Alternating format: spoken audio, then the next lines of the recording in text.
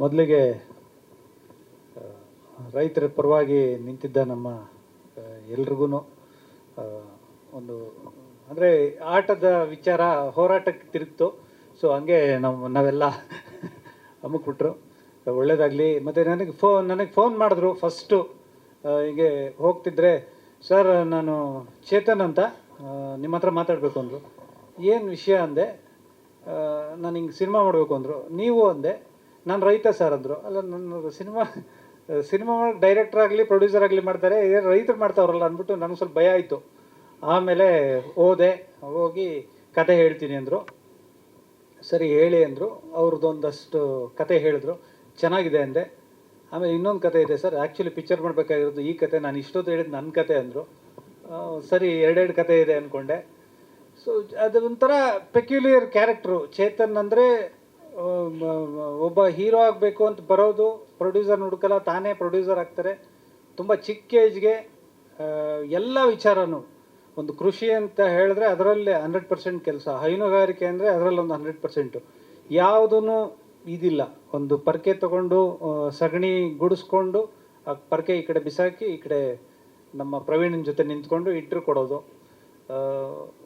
Maruti van ನಿಂತಿರುತ್ತೆ, ಈ ಕಡೆ range rover ನಿಂತಿರುತ್ತೆ, ಅದರಲ್ಲಿ ಕಸ ಇದು ಹುಲ್ಲು ತೊಗೊಂಡೋಗೋಕ್ಕೂ ರೆಡಿ, ಈ ಕಡೆ ರೇಂಜ್ ರೋವರಲ್ಲಿ ಅವ್ರ ತಾಯಿನ ಕರ್ಕೊಂಬಂದು ಬಿಡೋದು.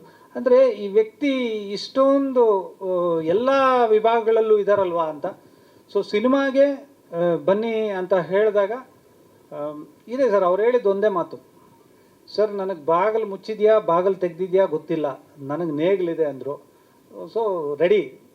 ಅಂದರೆ ಈಗಿನ ಪರಿಸ್ಥಿತಿಲಿ ಸಿನಿಮಾಗೆ ಬಂದು ಸಿನಿಮಾ ಹೆಚ್ಚು ಕಮ್ಮಿ ಆದಾಗ, ಇಲ್ಲ ಪಾಸಿಟಿವ್ ಆದಾಗ ಹೊಗಳ್ಕೊಂಡು, ಇಲ್ಲ ಏನಾದರೂ ನೆಗೆಟಿವ್ ಆದಾಗ, ಇಲ್ಲ ಮನೆ ಮಠ ಮಾರ್ಕೊಂಡ್ಬಿಟ್ವಿ, ಆ ಥರದ ವ್ಯಕ್ತಿ ಅಂತೂ ಚೇತನ್ ಅಲ್ಲ. ಅವರು ನೀಟಾಗಿ ಹೇಳ್ಕೊಂಡೇ ಬಂದರು.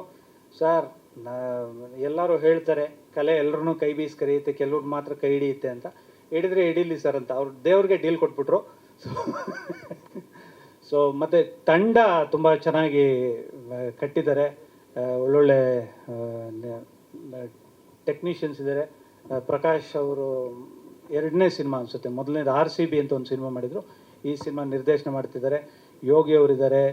ತುಂಬ ದಿನ ಆದಮೇಲೆ ನಮ್ಮ ಗೆಳೆಯ ಪೆಟ್ರೋಲ್ ಪ್ರಸನ್ನ ಅವರು, KR ಪೇಟೆ ಅವರು, ತುಂಬ ಜನ ನುರಿತ ನಟರು ಮತ್ತು ಟೆಕ್ನಿಷಿಯನ್ಸ್ ಇದ್ದಾರೆ.